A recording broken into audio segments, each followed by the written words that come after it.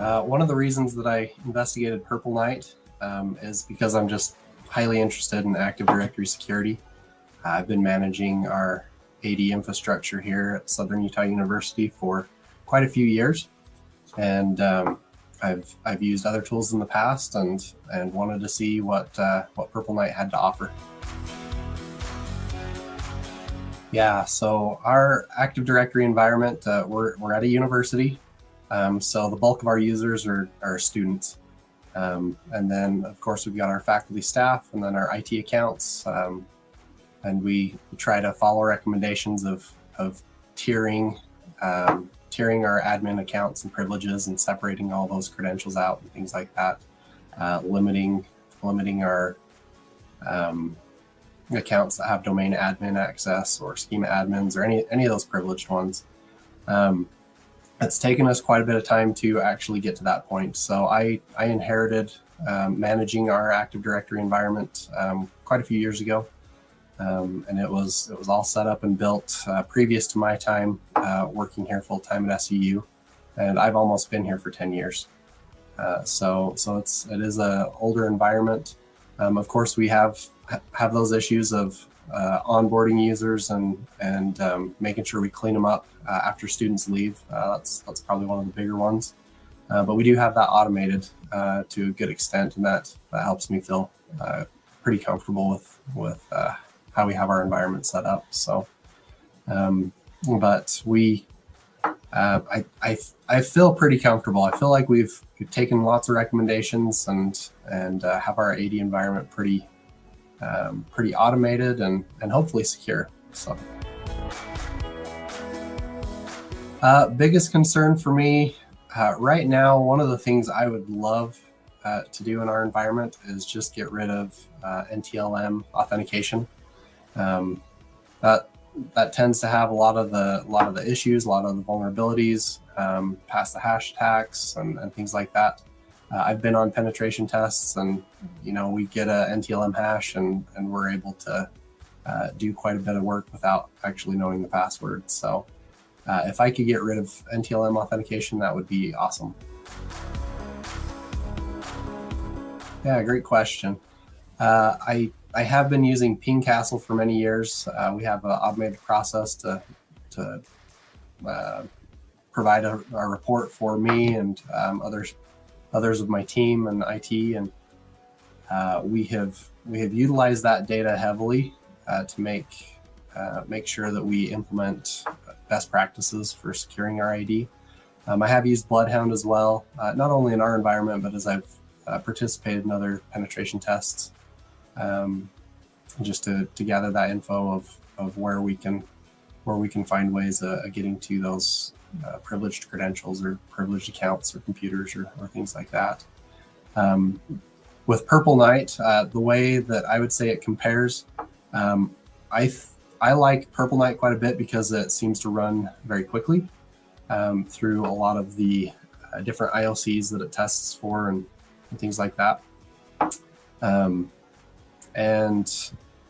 So not only is it quick to provide a report for me, but I like the different categories that it has as well.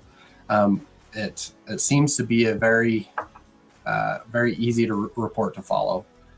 So with Ping Castle, when we would run Ping Castle type reports, it wasn't initially intuitive on how it displayed the data, how it ranked things, is a high number a good score or is a low number a good score and things like that. So once I was comfortable with that, it made it pretty easy. But the first time running Purple Knight, it just gives you a scorecard, gives you a grade. You get a B, C, D, F, whatever.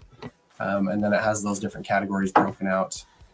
So I really appreciate the information that it spits out there.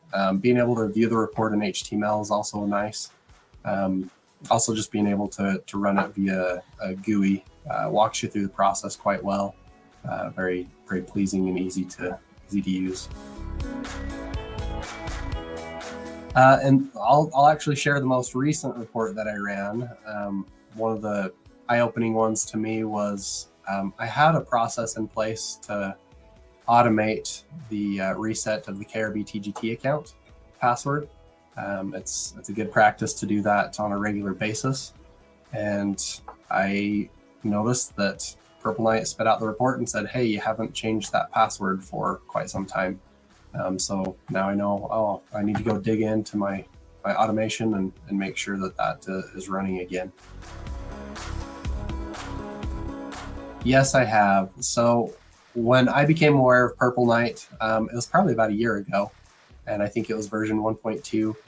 They've had a couple versions since then. I think the latest is 1.4 for the community edition, and I've ran it at least when they've come out with a new version.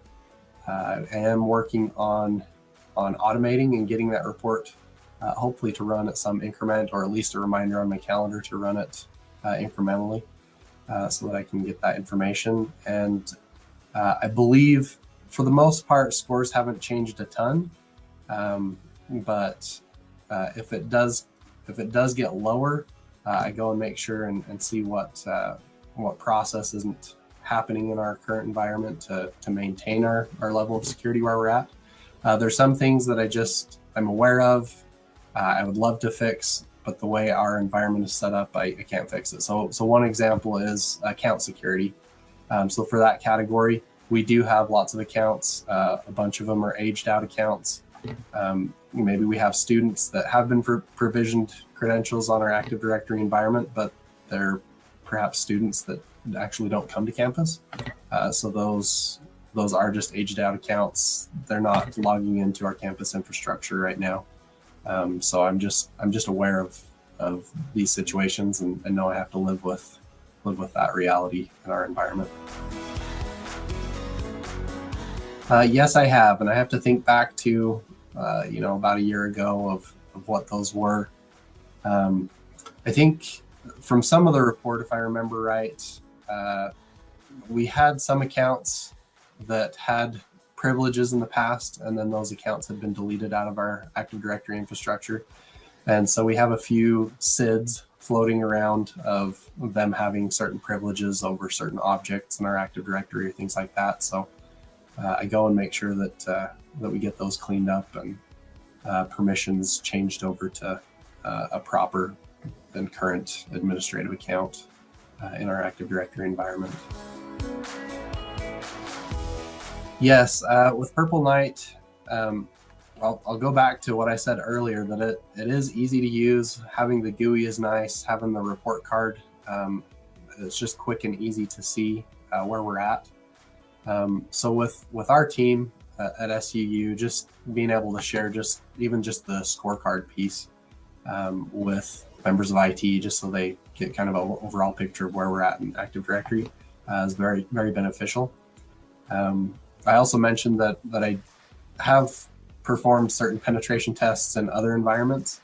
And usually I'm working with a team on that. And so being able to quickly share those results from an attack perspective, it's quite nice. Any defense tool in AD is a great attack tool in AD of knowing where to attack infrastructure. So being able to run this report quickly and get that kind of baseline report gives us a good idea of where to try and attack. And then when we're talking with our client, we can give them a quick, easy overview of, hey, here's some quick items that you can just work on right now to be able to improve your security posture. Yeah, definitely I would. And I say I would, I already have. I've been able to present at a conference, be able to talk with other colleagues, participate in other conferences that are going on, and I've recommended it. I also work with other penetration testers and have mentioned the tool, seen if they've used it, recommended it to them. I think it's a great tool, especially for a lot of the environments. If you're AD environment, if you're new to looking into the security of your environment and what you can do to improve it, I would recommend going with Purple Knight just for its ease of use, GUI based, gives you a quick report card and gives you a good easy checklist of things to start working on.